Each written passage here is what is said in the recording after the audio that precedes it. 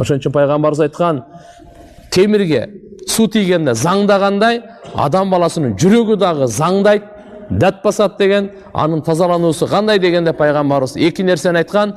Бири Кур'ан-ы Каримди окуу, экинчиси өлүмдү көп эстөө. Ушу менен жүрөктөр тазаланат экен. Эмнеден тазаланат? Эмнеден ойгонот?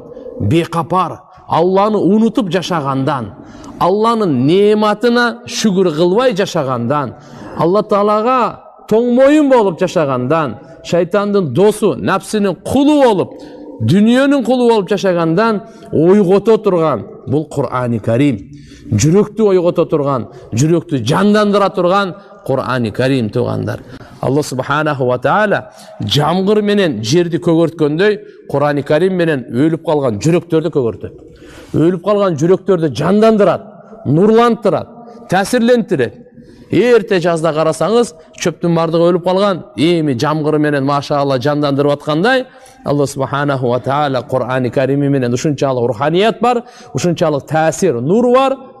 Бекапар жүрөктөрдү, таш болуп калган жүрөктөрдү, катып калган жүрөктөрдү жумшарта турган, ошону жандандыра турган, нурландыра турган, жашылдандыра турган, оңдой турган Кур'ан-ы Карим болот тугандар.